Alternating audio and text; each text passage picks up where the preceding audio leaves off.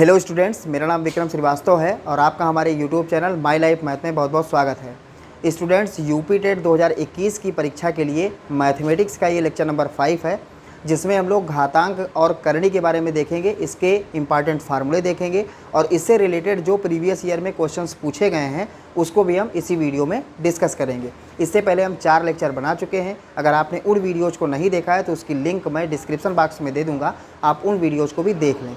तो आइए students start करते हैं। सबसे पहली बात आती है घातांक। घातांक क्या होता है?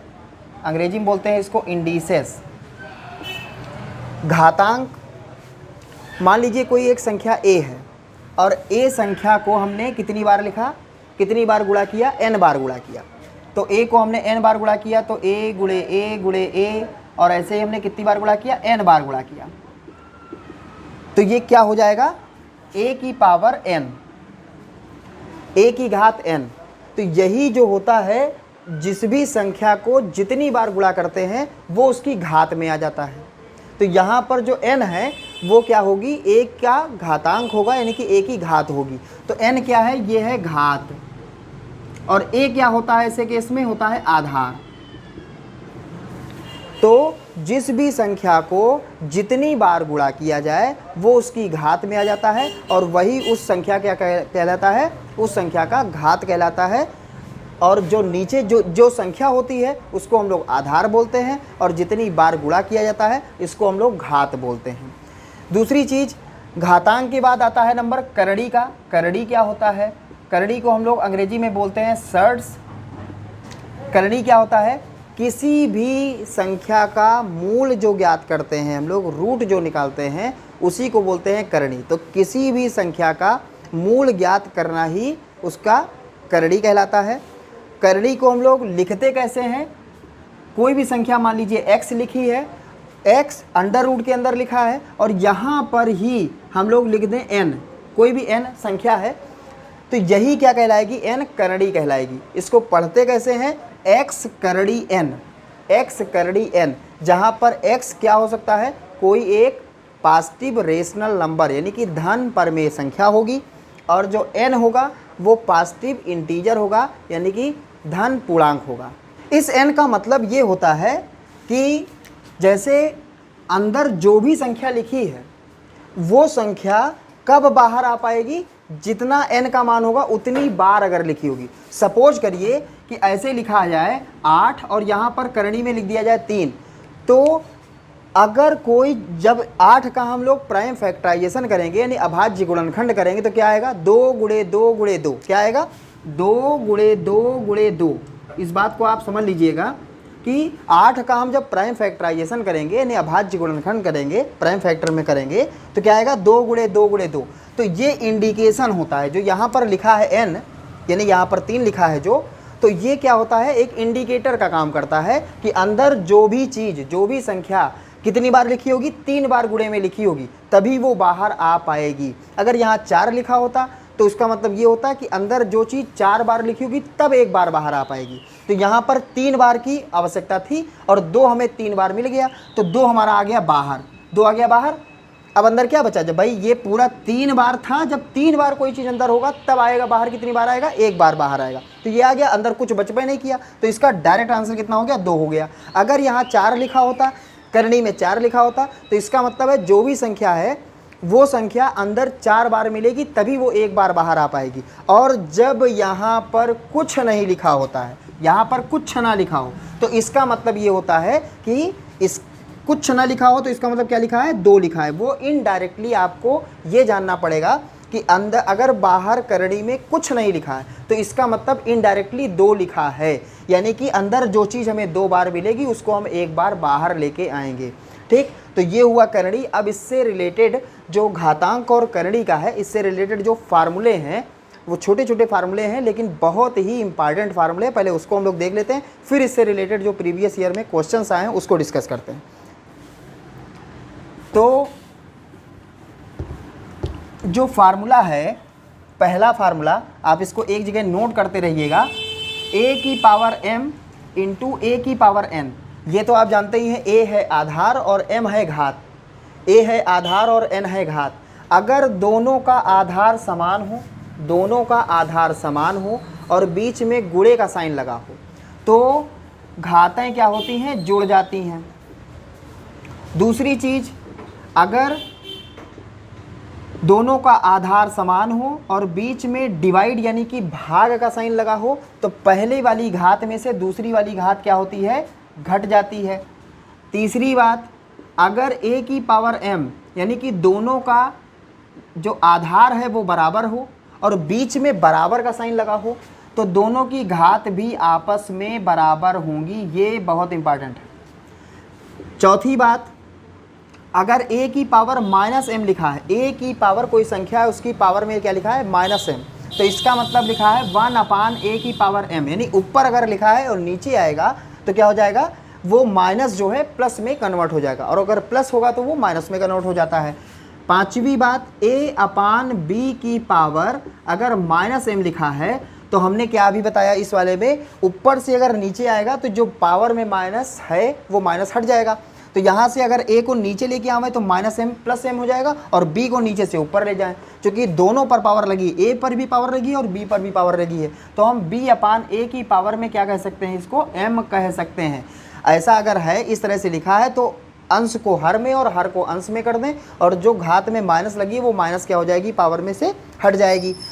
इसके बाद छठी बात क्या है, a की पावर 0, a की कोई भी संख्या लिखी हो इसकी घात में अगर 0 लिखा हो तो इसका मान 1 होता है, लेकिन 0 को छोड़कर, 0 की पावर अगर 0 लिखा है तो वो अपरिभाषित होता है, अनडिफाइंड माना जाता है। लेकिन इसको 0 को छोड़ करके बाकी किसी भी संख्या की घात में अगर 0 लिखा है तो उसका मान 1 होता है।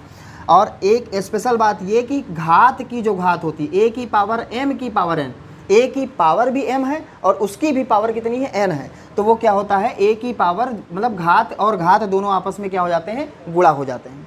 ठीक, तो ये सातों जो फार्मूले हैं ये आप कहीं भी कॉपी पे अच्छे से नोट कर लीजिएगा, याद कर लीजिएगा, बहुत ही इंपॉर्टेंट हैं, ये क्वेश्चंस में बहुत काम आते हैं।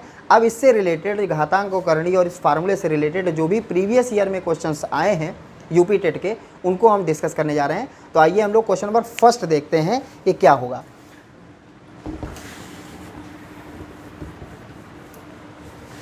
क्वेश्चन नंबर फर्स्ट लिखा है 2160 बराबर 2 की पावर a इंटू 3 की पावर b इंटू 5 की पावर c लिखा है और हमको बताना है 3 की पावर a इंटू 2 की पावर -b इंटू 5 की पावर -c, इसकी वैल्यू बताना है। ये दिया है, ये बताना है, इसकी वैल्यू क्या होगी सिंप्लीफाई करने के बाद। तो हमें जो सॉल्व करना है उसमें क्या आ रहा है, a आ रहा है, b आ रहा है, c आ रहा है, इसका मतलब हमें a b c की आवश्यकता पड़ेगी।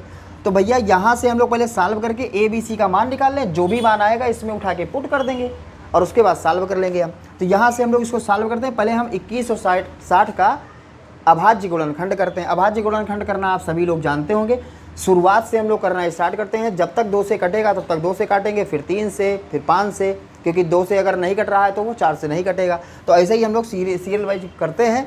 तो 2 से पहले किया हमने, 2 1 कम 2, 2 8 16, 0 हो जाएगा। फिर 2 से करेंगे, 2 5 10, 2 चौको 8, 0। फिर 2 से करेंगे, 2 दूनी 4 और 1 बचा 14, 2 7 14, 0।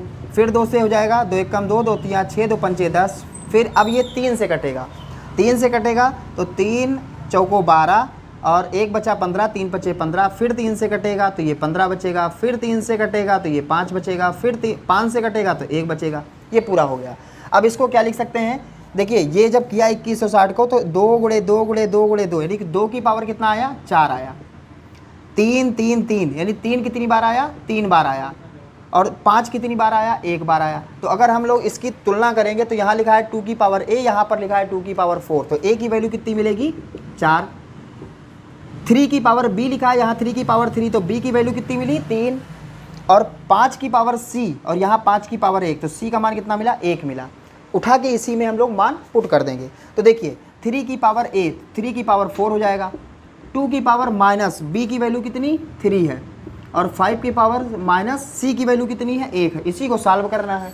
तो 3 की पावर 4 का मतलब 3 को हमें 4 टाइम्स लिखना है, 2 की पावर -3, अगर 2 की पावर -3 को हम नीचे लेके आएंगे तो 2 की पावर 3 हो जाएगा, 2 की पावर 3 हो जाएगा। और 2 की पावर 3 का मतलब हुआ 2 × 2 × 2, इसका मतलब 2 को हमें 3 बार लिखना है। और 5 की पावर जो -1 लिखा है अगर नीचे लेके आएंगे तो 5 की पावर 1 हो जाएगा। 5 की पावर 1 का मतलब 5 को एक बार लिखना है, तो 5 लिख दिया। गुणा कर दीजिए आप, तो 3 त्रिका 9, 9 त्रिक 27, 27 तियाँ 81, और ये हो जाएगा 2 दूनी 4, 4 दूनी 8, 8 पंचे 40, तो 81/40। तो इसका जो ऑप्शन नंबर फर्स्ट होगा वो इसका करेक्ट आंसर होगा। 81/40 इसका फर्स्ट ऑप्शन करेक्ट आंसर होगा। इसके बाद क्वेश्चन नंबर सेकंड देखते हैं। इन क्वेश्चंस का जो सॉल्यूशन है वो आप लिखते रहिएगा, वरना आप इसका स्क्रीनशॉट ले लीजिएगा।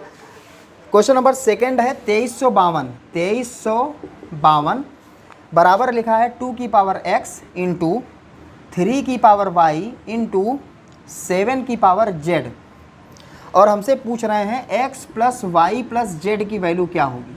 x plus y plus z की वैल्यू क्या होगी। 4 ऑप्शंस दिए हैं 8, 5, 7 और 9। देखते हैं कौन सा आंसर सही होगा। तो हमें x, y और z प्लस में बताना है, तो हमें x का मान चाहिए, y का मान चाहिए, z, तो इसी की सहायता से हमें मिलेगा। तो पहले हम 2352 जो लिखा है इसका प्राइम फैक्टराइजेशन करें, अभाज्य गुणनखंड करें, फिर चेक करते हैं। तो हम 2 से करना स्टार्ट करते हैं। 2 से कटेगा 2 × 1 = 2, 2 × 1 = 2, 2 × 7 = 14, 2 × 6 = 12। फिर 2 से करेंगे तो ये हो जाएगा 2 × 5 = 10, 2 × 8 = 16, 2 × 8 = 16। फिर 2 से चला जाएगा, 2 दूनी 4, 2 × 9 = 18, 2 × 4 = 8। फिर 2 से चला जाएगा तो 2 × 1 = 2, 2 × 4 = 8, 2 × 7 = 14। अब 2 से नहीं जाएगा, अब 3 से जाएगा, 3 × 4 = 12, 2 बचा 27, 3 × 9 = 27। अब ये 7 से जाएगा, फिर ये 7 से चला जाएगा।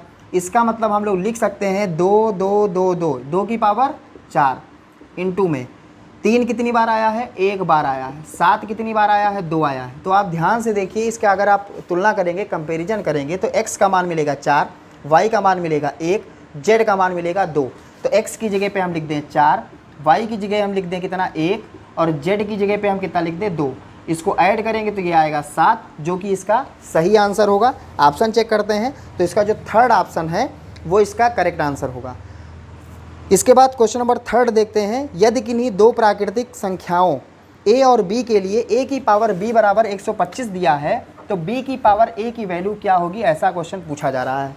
क्वेश्चन ये पूछ रहे हैं कि अगर a की पावर b बराबर कितना है, 125 है, तो b की पावर a क्या होगा, ये पूछा जा रहा है। तो भैया हमसे जो पूछा जा रहा है इसमें क्या है, b की वैल्यू हमको मालूम करना है, a की वैल्यू हमको मालूम करना है। जो भी आ जाएगा उठा के इसमें हम लोग क्या करेंगे, पुट कर देंगे और देख लेंगे कि इसका आंसर क्या होगा।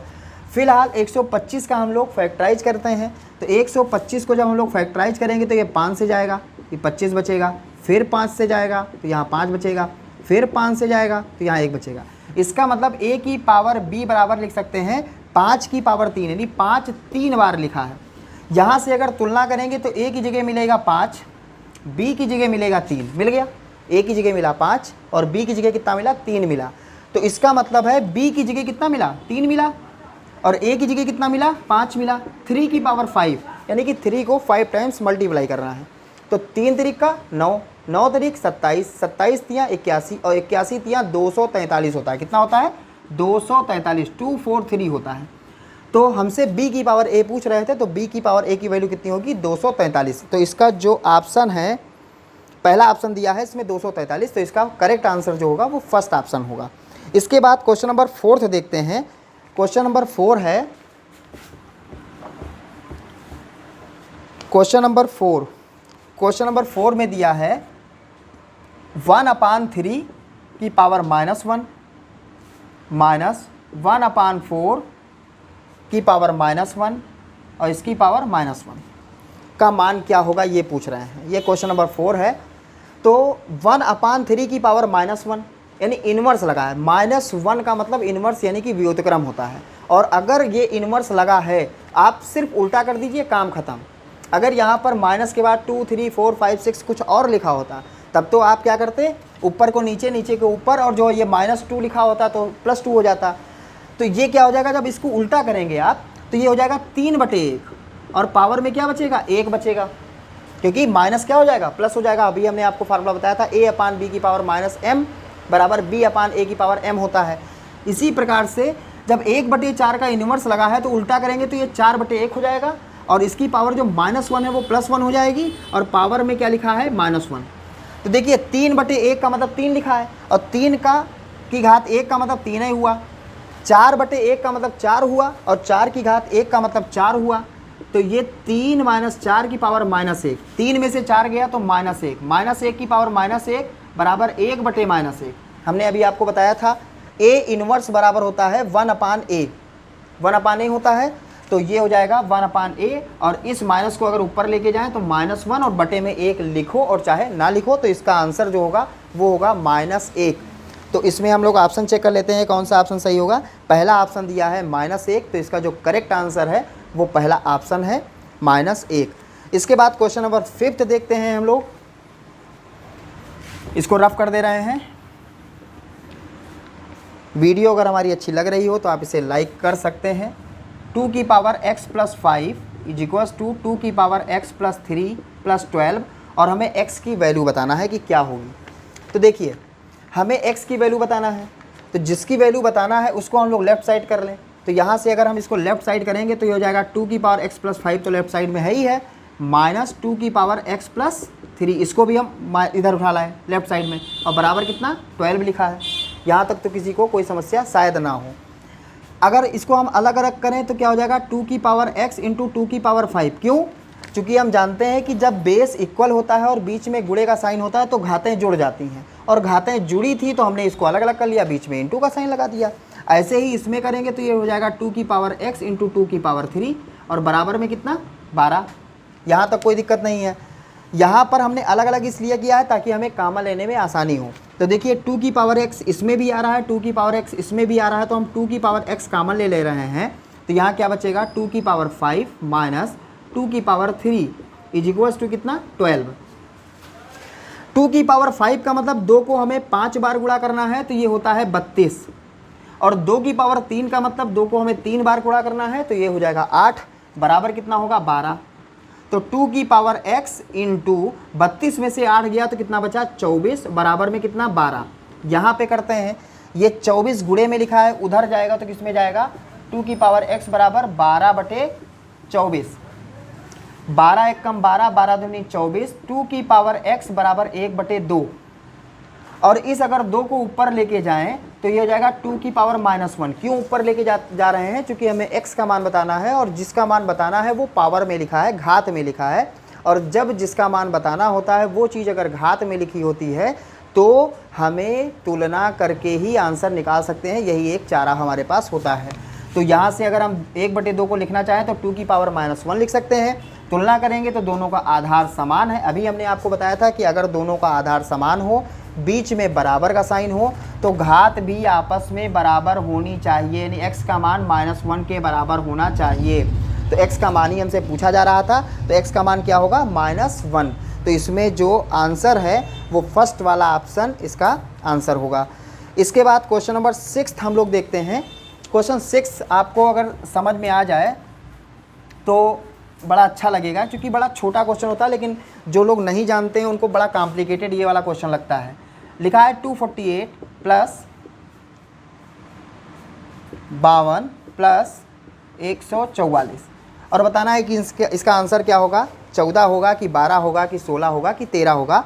और ये क्वेश्चन 27 जून 2013 में पूछा गया है। जितने भी हमने क्वेश्चन आपको बताए हैं वो सारे क्वेश्चंस पूछे गए हैं। जो पहला क्वेश्चन आपको बताया है वो 8 जनवरी 2020 को पूछा गया है। दूसरा क्वेश्चन जो हमने आपको बताया है वो 18 नवंबर 2018 को पूछा गया है। थर्ड क्वेश्चन जो बताया वो भी 18 नवंबर 2018 को पूछा गया है। चौथा क्वेश्चन जो आपको बताया है वो 19 दिसंबर 2016 को पूछा गया है।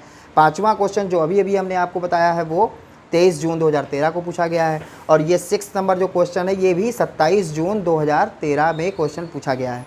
तो इस क्वेश्चन को देखते हैं। इस क्वेश्चन को करने के लिए जब भी इस टाइप से कोई भी क्वेश्चन आपके एग्जाम में आ जाए, पहली बात कैसे क्वेश्चन हो तब हम आप मतलब सोचेंगे इस टाइप से है, अंडर रूट कुछ लिखा हो प्लस अंडर रूट फिर कुछ लिखा हो प्लस फिर अंडर रूट, इस तरह से हो, अंडर रूट के अंदर अंडर रूट चल रहा हो तो हम लास्ट से सॉल्व करते हैं। इसको सॉल्व करने का तरीका होता है हम लास्ट से सॉल्व करते हैं, यानी यहाँ से हम स्टार्टिंग करेंगे, जो सबसे अंदर वाला अंडर रूट है वहाँ से हमारी स्टार्टिंग होगी। तो हम इसमें पेन का यूज नहीं करेंगे, यानी कि हम मार्कर का यूज नहीं करेंगे, डायरेक्ट इसका आंसर चेक करेंगे। देखो 144 अंडर रूट में लिखा है, आप भी बिल्कुल आराम से समझ जाएंगे। देखिए ध्यान से आप देखिएगा, 144 अंडर रूट में लिखा है, 144 का वर्गमूल कितना होता है, 12 होता है। तो इसकी जगह पे जो ये एक वर्गमूल 144 लिखा है, इसकी जगह आप क्या लिख सकते हैं, 12 लिख सकते हैं। तो ये हो गया 12, 12 और 52, अब ये 52 और ये या इसकी जगह पे क्या हो गया, 12 हो गया। तो 52 और 12 क्या हुआ, 64 हो गया। अब अंडर रूट में क्या आ गया, 64। अंडर रूट 64 का मतलब कितना होता है, यानी 64 का वर्गमूल कितना होगा, 8 होगा। तो इसकी जगह पे ये टोटल किसकी जगह पे क्या चला गया, 8 आ गया। 8 और यहाँ पर लिखा है 248, 248 और 8 होता है 256, और 256 का हमें क्या करना है, वर्गमूल। 256 का वर्गमूल कितना होता है, 16 होता है। तो डायरेक्ट इसका आंसर हम 16 लिख सकते हैं। जिनको अभी भी क्लियर ना हुआ हो तो उनको हम बता दें कि अंडर रूट ये लिखा है 248 प्लस अंडर रूट 52, और इसकी जगह पे क्या लिखेंगे आप, 12 लिखेंगे। भाई 144 का जब वर्गमूल निकालेंगे तो 12 आ जाएगा। 52 और 12 कितना होता है, 64 होता है। तो 248 प्लस इसकी जगह क्या लिख दें, अंडर रूट 64। अब 64 की जगह पे हम क्या लिखना चाहेंगे, यही चीज़ हम आपको ओरल समझा रहे थे। 64 का वर्गमूल कितना होगा, 8 होगा। तो भाई अंडर रूट 64 की जगह हमने 8 लिख दिया। 8 और 248 मिलके कितना हुआ, 256 हुआ। और 256 का वर्गमूल आप जानते हैं कितना होता है, 16 होता है। तो इसका जो ऑप्शन नंबर 3 है वो इसका करेक्ट आंसर है। अब इसके बाद हम लोग क्वेश्चन देखते हैं 7th, जो आज के लेक्चर का लास्ट क्वेश्चन होने वाला है।